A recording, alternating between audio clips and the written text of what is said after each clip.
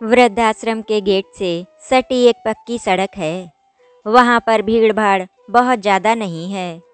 मैंने पास जाकर देखा, दादी माँ सफ़ेद पट्टेदार धोती पहने वृद्धाश्रम के गेट का सहारा लिए खड़ी हैं। चेहरे पर झुर्रियाँ पड़ गईं और सिर के बाल भी सफ़ेद हो गए हैं। आँखों में बेसब्री और बेबसी साफ दिखाई देती है। पूरा शरीर ढीला हो चुका है, किंतु तृष्णा उनकी धड़कनों को कायम रखे हुए है। तभी दूसरी तरफ से एक लड़का दौड़ता हुआ आया। कागज में लिपटी टॉफ़ियाँ दादी माँ के कांपते हाथों में थमाकर चला गया। दादी माँ उन टॉफ़ियों को पल्लू के छोर में बांधने लगी। जैसे ही कोई ऑटो रिक्शा पास से गुजरता, दादी माँ उत्साह से गेट के सहारे कमर सीधी करने की चेष्टा करती और उसके जाते ही पहले की तरह हो जाती। मैंने ऑटो रिक्शा गेट के सामने रोक दिया। दादी माँ के चेहरे से खुशी छलक पड़ी। वे गेट से हाथ हटाकर लाठी तेकती हुई आगे बढ़ चली। दादी माँ, ऑटो रिक्शा से सिर बाहर निकालते हुए बच्चे चिल्लाए। आती हूँ मेरे बच्चों, दादी माँ उत्साह से भरकर बोली। दरअसल ऑटो रिक्शा में उनके पोता पोती हैं। यही समय होता है जब दादी माँ उनसे मिलती हैं। दादी माँ बच्चों से बारी बारी लिपटी और सिर सहलाया और माथा चूमने लगी। बच्चों को देखते ही दादी माँ का चेहरा चमकने लगता और उनका मन तृप्त हो जाता। मैं इस अनोखे मिलन को बहुत ही ध्यान से देखता रहता था। बच्चों की स्कूल से छुट्टी होती और मैं ऑटो रिक्शा लिए इसी मार्ग से ही निकलता। दादी माँ कभी भी इन अमूल्य पलों को खोना नहीं चाहती। उनकी खुशी मेरी खुशी से कहीं अधिक थी और यही मुझे संतुष्टि दे जाता। दादी माँ मुझे देखे बिना पूछ बैठी, बेटा तूने कभी मुझे अपना नाम नहीं बताया। दादी माँ आपने कभी मुझसे मेरा नाम पूछा ही नहीं, इसीलिए मैंने बताने की भी ज़रूरत नहीं समझी। दादी माँ, मेरा नाम मनोहर है, मैंने दादी की तरफ देखते हुए कहा। अब मैं तुझे नाम से ही पुकारूंगी। बिना मेरी तरफ देखे ही दादी माँ ने कहा। जिस दिन स्कूल बंद रहता, दादी माँ के लिए एक एक पल काटना कठिन हो जाता। कभी कभी तो वे गेट तक आ जाती छुट्टी के दिन। तब गेट कीपर उन्हें समझा बुझाकर वापस भेज देता। दादी माँ ने धोती की गांठ खोली। उनकी याददाश्त कमज़ोर हो चली थी, लेकिन रोज़ 10 रुपए की टॉफ़ियाँ खरीदना वो कभी नहीं भूलती।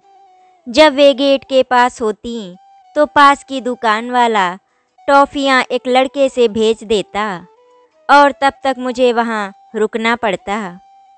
बच्चों, आपस में बांट लेना, आज तुम लोगों ने कपड़े बहुत गंदे कर दिए हैं, घर जाकर धुलवा लेना।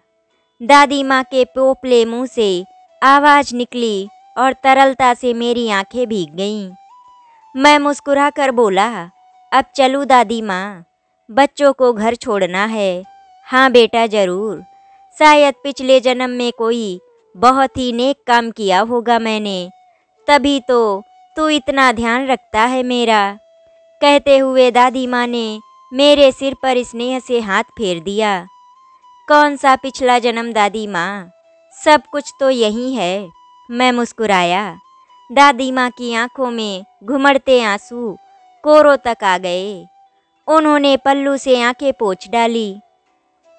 रास्ते भर मैं सोचता रहा कि इन बेचारी दादी माँ के जीवन में कौन सा तूफान आया होगा जिसने दादी माँ को यहाँ लाकर पटक दिया। एक दिन फुर्सत के पलों में मैं दादी माँ के हृदय को टटोलने की चेष्टा करने लगा। मैं था, दादी माँ थी और था ये वृद्ध आश्रम। दादी माँ मुझे लेकर लाठी टेकते टेकते वृद्ध आश्रम के अपने कमरे में प्रवेश कर गईं। भीतर एक लकड़ी का तख्त था जिसमें मोटा सा गद्दा फैला था। ऊपर हल्के रंग की भूरी चादर और एक तह किया हुआ कंबल। दूसरी तरफ बक्से के ऊपर तांबे का लोटा और कुछ पुस्तकें थीं। पोता पोती की छड़ीक नजदीकी से तृप्त रहती थी दादी माँ। सांसें तेज तेज चल रही थी और वे गहरी सांसें छोड़े जा रही थी। लाठी को एक ओर रखकर दादी माँ बिस्तर पर बैठ गईं और मुझे भी वहीं बैठने का इशारा किया। देखते ही देखते वे अतीत की परछाइयों के साथ साथ चलने लगी। पीड़ा की धार सी बह निकली और वे कहती चली गईं। कभी मैं घर की बहू थी, फिर माँ बनी और फिर एक दिन दादी माँ भी बन गई। मैं भरे पूरे संपन्न घर की महिला थी। पति के जाते ही सब खत्म होने लगा। मान सम्मान कुछ नहीं बचा था। पढ़ी लिखी और बड़े घर की अच्छी बहू लेकर आई थी मैं। मुझे ऐसा लगा था जैसे मेरे जीवन में कोई सुख का पौधा पनप गया है। पास पड़ोसी बहू को देखने आते, मैं खुश होकर सबको अपनी बहू से मिलाती। उनको अपनी बहू का नाम बताती कि ये मेरी बहू का नाम अर्पिता है। वो सब लोग मेरी बहू की बहुत तारीफ करती और मुझसे कहती, बहन जी, चांद सी बहू ढूंढ कर लाई हो आप। फिर एकाएक परिस्थितियां बदलने लगी थी। सोया हुआ ज्वालामुखी फटने लगा। बेटा छोटी छोटी बात पर मुझे झिड़क देता। मेरी छाती फट सी जाती। मन में उद्वेग कभी घटता तो कभी बढ़ने लगता। मैंने अपने अंदर झांक कर देखा तो मुझे मेरे अंदर कोई खोट नहीं नजर आया। इंसान बूढ़ा हो जाता है, लेकिन उसकी लालसा कभी भी बूढ़ी नहीं होती। घर की मुखिया की हैसियत से मैं चाहती थी कि सभी मेरी बातों पर अमल करें, लेकिन ये किसी को मंजूर नहीं हुआ और ना ही मैं अपना अधिकार छोड़ पा रही थी। सब मेरा विरोध करते तो मुझे लगता कि सब मेरी उपेक्षा कर रहे हैं। कभी कभी मुझे ऐसा लगता कि उसकी जड़ सिर्फ और सिर्फ अर्पिता है, कोई और नहीं। एक दिन मुझे खुद पर बहुत क्रोध आ गया था, क्योंकि मैं बच्चों के बीच पड़ गई थी। रात्रि का दूसरा पहर बीत रहा था। रोहन बरामदे में खड़ा होकर अर्पिता की राह देख रहा था। झुंझलाहट और बेचैनी से वो बार बार झल्ला रहा था। रात गहराई और घड़ी की सुइयां 11 के अंक को छूने लगी। तभी एक कार घर के सामने आकर रुकी।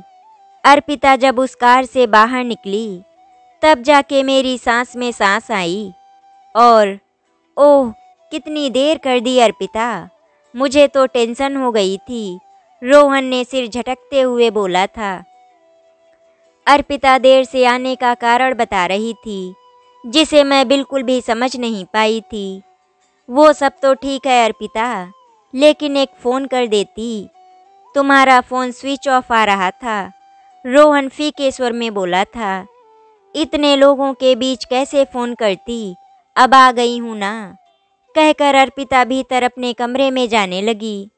मुझसे रहा नहीं गया और मैंने इतना ही कहा कि इतनी रात बाहर रहना भले घर की बहुओं को शोभा नहीं देता बेटा, और ना ही मुझे ये सब पसंद है।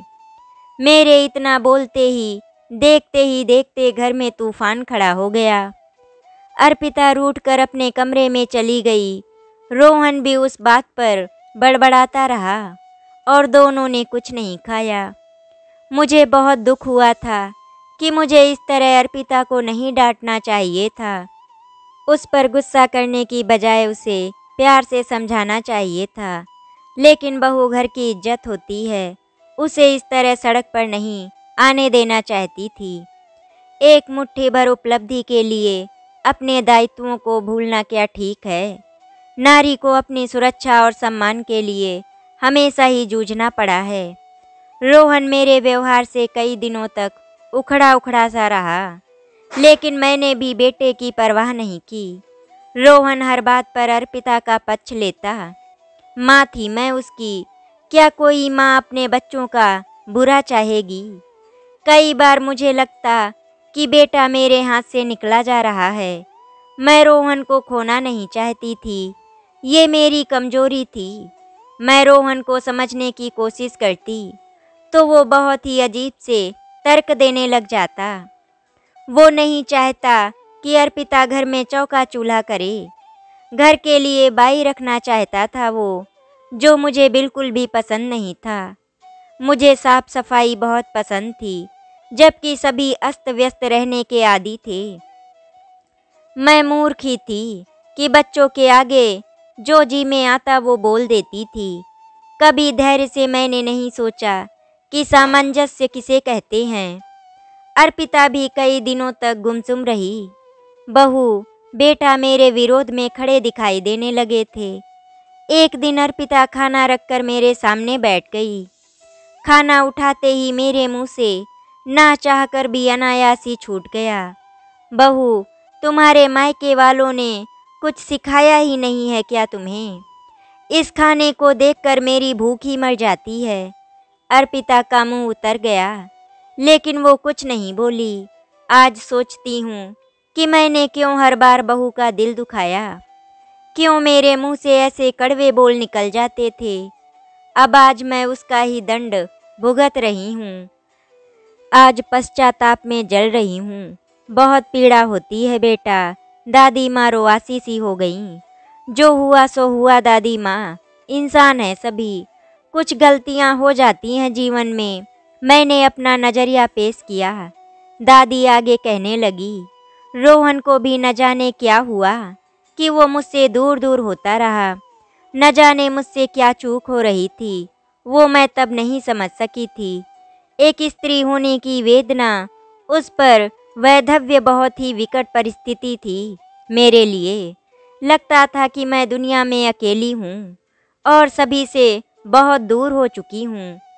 कुछ सालों के बाद अर्पिता की गोद भर गई। बड़ा संतोष हुआ कि शायद बची खुची जिंदगी में खुशी आई है। कुछ माह और बीते। अर्पिता का समय क्लिनिकों में व्यतीत होता या फिर अपने कमरे में। अर्पिता की छोटी बहन रिया आ गई थी। रिया सारा दिन कमरे में ही गुजार देती। देर तक सोना, देर रात तक बतियाते रहना। घर का काफ़ी काम बाई के जिम्मे सौंप दिया गया था। एक दिन रोहन ऑफिस से जल्दी आया और सीधे रसोई में जाकर डिनर बनाने लगा। इतने में रिया रसोई में आ गई। अरे अरे जीजू, ये क्या हो रहा है? मुझसे कह दिया होता, मुझसे रहा ना गया। इसीलिए मैं बोल पड़ी कि इंसान में समझ हो तो बोलना जरूरी नहीं होता। रोहन का पारा चढ़ गया और देर तक मुझ पर चीखता चिल्लाता रहा। खाना पकाना, कपड़े धोना और छोटे मोटे काम बाई के जिम्मे सौंपकर सभी निश्चिंत थे। मेरे होने ना होने से क्या फर्क पड़ता। बाई व्यवहार की बहुत ही अच्छी थी। वो मेरा भी बहुत अच्छे से ख्याल रखने लगी। न जाने क्यों मैं सारी भड़ास बाई पर ही निकाल देती। तंग आकर एक दिन बाई ने काम ही छोड़ दिया। मेरे पास संयम नाम की चीज ही नहीं थी और अर्पिता व रोहन के लिए ये बहुत ही मुश्किल घड़ी थी। ये अब मैं समझ रही हूँ। समय बीता और अर्पिता ने जुड़वा बच्चों को जन्म दिया। मुझे बहुत खुशी हुई और मेरे जीने की आस बलवती हो गई। अर्पिता की बहन रिया कब तक रहती, वो भी चली गई। इस बीच एक आया रख ली गई। बिस्तर गीला हो तो आया, दूध की दरकार है तो आया। रोहन जब घर में होता तो वो बच्चों की देखभाल में सारा दिन गुजार देता। ऑफिस का तनाव और घर की जिम्मेदारी ने रोहन को चिड़चिड़ा बना दिया था। रोहन मेरे सामने छोटी छोटी बात पर भड़क उठता। नोक झोंक और तकरार में 3 वर्ष बीत गए। मुझसे रहा नहीं गया। एक दिन मैंने बहू से कह ही दिया कि वो बच्चों को खुद संभाले। दूसरे पर निर्भर होना ठीक नहीं है। हमारे ज़माने में ये सब कहाँ था, सब खुद ही करना पड़ता था। जब पता लगा कि अर्पिता का स्वास्थ्य कई दिनों से खराब है तो मुझे दुख हुआ। वहीं इस बात से भी दुख हुआ कि किसी ने मुझे बताया नहीं। क्या मैं सबके लिए पराई हो गई थी? पराये होने का एहसास तब हुआ जब एक दिन रोहन ने मुझे ऐसा आघात दिया जिसे सुनकर मैं तड़प गई। वो था वृद्धाश्रम में रहने का। उस दिन रोहन मेरे पास आकर बैठ गया और बोला, माँ, तुम्हें यहाँ ना आराम है और ना ही मानसिक शांति। मैं चाहता हूँ कि तुम वृद्धाश्रम में सुख शांति से रहो। मेरी आंखें फटी की फटी रह गई थी। मैं जिस भ्रम में जी रही थी वो एक फरेब निकला। संभावनाओं की घनी तहें मेरी आंखों से उतर गईं। कैसे मैंने अपने आप को संभाला ये बस मैं ही जानती हूँ। विचार ही किसी को भला और बुरा बनाते हैं। मेरे विचार व्यवहार बेटा बहू को रास नहीं आए। मुझे वृद्धाश्रम में छोड़ दिया गया। महीनों तक मैं बिन पानी की मछली सी तड़पती रही। आंसू तो कब के सूख चुके थे। वृद्धाश्रम की महिलाएं मुझे समझती रहीं। वो मुझसे कहती, मुझे मोह त्याग कर भक्ति का सहारा ले लेना चाहिए, वही भवसागर पार कराएगा। यहाँ कुछ अपनों के सताए हुए हैं, कुछ अपने कर्मों से। मैंने भी तो अपने पैरों पर स्वयं ही कुल्हाड़ी मारी थी। बुजुर्गों को आदर अपने उनके व्यवहार से मिलता है जिसकी मैं हकदार नहीं थी। दादी माँ कुछ देर के लिए चुप हो गईं और फिर मेरी ओर कातर दृष्टि से देखती हुई बोली, बस यही कहानी है बेटा। मैं दादी माँ की कहानी से कुछ समझने की कोशिश में था। समझ तो एक ही कारण आया, बुढ़ापा और परिस्थितियों के अनुरूप स्वयं को ना ढाल पाना। 5 महीने वृद्धाश्रम में काट दिए। बेटा बहू कभी कभार मिलने आ जाते। मोह माया से कौन बच पाया है, ना ऋषि मुनि ना योगी। मैं भी एक इंसान हूँ, बहू बेटे की अपराधीन हूँ। बच्चों की जिंदगी में दखल देना बड़ी भूल थी मेरी, जिसका पश्चाताप कर रही हूँ। तभी कमरे की कुंडी किसी ने खड़खड़ाई। विचारों के साथ साथ बातों की श्रृंखला टूट गई। दादी माँ के खाने का वक्त हो गया है। मैं उठ खड़ा हुआ। दादी माँ का शाम का समय आपसी बातों में कट जाएगा, जबकि लंबी रात व्यर्थ के चिंतन और करवटें बदलने में। सुबह का समय व्यायाम को समर्पित है तो दोपहर का बच्चों की प्रतीक्षा में। 3 दिन बीते तब लगा कि दादी माँ से मिलना चाहिए। मैं तैयार होकर सीधे वृद्धाश्रम जा पहुँचा। दादी माँ नहाने धोने से फ्री हो चुकी थी। मुझे देखकर दादी माँ उत्साह से भर गईं और कमर सीधी करते हुए बोली, बच्चों की छुट्टियाँ कब तक हैं बेटा? राह देखते देखते मेरी आंखें पथरा गई हैं। क्या कहूँ दादी माँ, उन बच्चों को उनके माता पिता ने बोर्डिंग स्कूल में भेज दिया। अब वो ही रहकर पढ़ेंगे वो। मैंने बुझे मन से कहा, अब तो मैं वो काम भी नहीं करता। आपको बच्चों से मिलाने के लिए मैंने ये रूट पकड़ा था। क्या बच्चों को मुझसे दूर कर दिया? ये अच्छा नहीं किया उनके माता पिता ने। तू ही बता, अब मैं किसके सहारे जीऊंगी?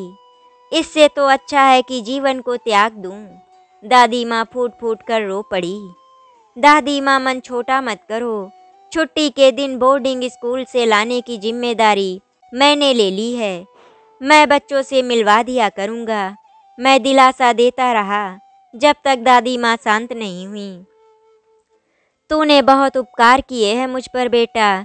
मैं तुम्हारा ऋण कभी नहीं चुका पाऊंगी। कौन सा ऋण दादी माँ? क्या आप मेरी दादी नहीं हैं? बताइए, मैंने कहा। दादी माँ ने आंखें पोंछी और आंखों पर चश्मा चढ़ाते हुए बोली, हाँ, तेरी भी दादी माँ हूँ मैं। धन्य हो गई बेटा। फिर ठीक है, कल रविवार है, मैं सुबह आऊँगा आपको लेने। झूठ तो नहीं कह रहा है बेटा? अब मुझे डर लगने लगा है। दादी माँ ने संकित भाव से कहा, सच कह रहा हूँ दादी। हॉस्टल से लौटकर राधिका से भी मिलवाऊंगा आपको। चलोगी ना दादी माँ? कौन राधिका बेटा? दादी माँ ने चौंक कर पूछा। मेरी पत्नी और आपकी प्यारी बहू। वो बोली थी कि दोपहर का खाना बनाकर रखूंगी मनोहर। दादी माँ को लेकर जरूर आना। नहीं मनोहर बेटा, बहुत ही मुश्किल से 2 रोटी खा पाती हूँ। दादी माँ थोड़ी देर तक सोचती रहीं, फिर आंखें बंद करके बुदबुदाईं, ठीक है, बहू को नेक देने तो जाना ही पड़ेगा। कौन सा नेक, ये तू नहीं समझेगा मनोहर बेटा। दादी माँ ने अपने गले में पड़ी सोने की भारी चैन को बिना देखे टटोला, फिर निस्तेज आंखों में एक चमक आकर ठहर गई। तभी बाहर कुछ आहट होने लगी। दादी माँ ने बिना मुड़े लाठी टटोलते टटोलते बाहर झाँका। रोहन और अर्पिता बच्चों के साथ खड़े थे। वे अवाक रह गईं। माँ, तुम्हें लेने आए हैं हम, बच्चे आपके बिना नहीं रह सकते। रोहन सिर झुकाए बोल रहा था। घर वालों के बीच में क्या करता, अब मेरा क्या काम रह गया था। मैं वहाँ से चलने लगा तो दादी माँ ने रोक लिया।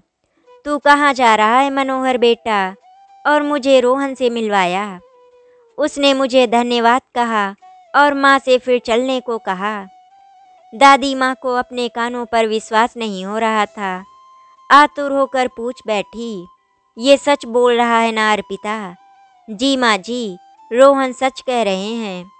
हमसे जो गलतियाँ हुई हैं उन्हें क्षमा कर दीजिए प्लीज, अर्पिता गिड़गिड़ाई। क्या गलतियाँ मुझसे नहीं हुई, लेकिन अभी तक एक काम बाकी रह गया है। दादी माँ सोच में डूब गईं। कौन सा काम माँ जी? अर्पिता ने पूछा। पहले मैं अपनी छोटी बहू से मिलूंगी। तुम्हें पता है, मुझे एक बेटा और बहू मिले हैं। दादी माँ के कहने का मंतव्य सबकी समझ में आ गया। सभी की निगाहें मेरी तरफ मुड़ गईं। उधर दादी माँ खुशी के मारे बिना लाठी लिए खड़ी थी, मानो कहानी का एक और अध्याय आरंभ करने वाली हूँ। रोहन बोला, ठीक है, पहले हम सब मनोहर के यहाँ चलेंगे। मैं ड्राइवर को कह देता हूँ, गाड़ी वहीं ले आए। रोहन बिना हिचक के माँ व अपनी पत्नी के साथ मेरी गाड़ी में बैठ गया।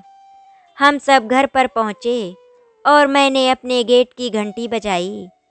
राधिका ने आकर दरवाज़ा खोला। राधिका ने दादी माँ के पैर छुए और दादी माँ ने भी उसे आशीर्वाद दिया। आइए दादी माँ, घर के अंदर आइए। राधिका ने सबके लिए चाय नाश्ता लगवाया। सबने चाय नाश्ता किया और फिर कुछ देर तक सब आपस में बातें करते रहे। राधिका ने अब टेबल पर खाना लगवा दिया था। सबने खाना खाया।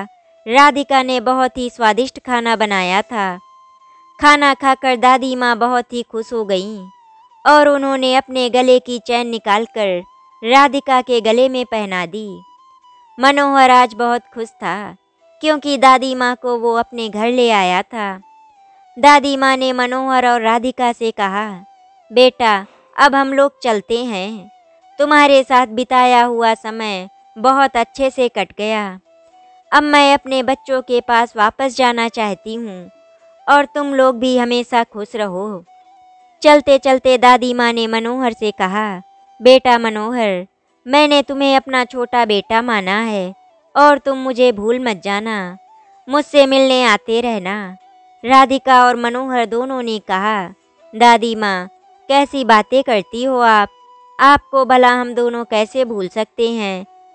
आपको तो मैंने अपनी दादी माँ माना है और बच्चे भला अपनी दादी माँ से दूर कैसे रह सकते हैं? मैं आपसे मिलने आता रहूँगा। आशा करती हूँ आपको हमारी कहानी अच्छी लगी होगी। अगर आपको हमारी कहानी अच्छी लगी तो वीडियो को लाइक एंड शेयर करें, चैनल को सब्सक्राइब करें। वीडियो देखने के लिए आपका धन्यवाद।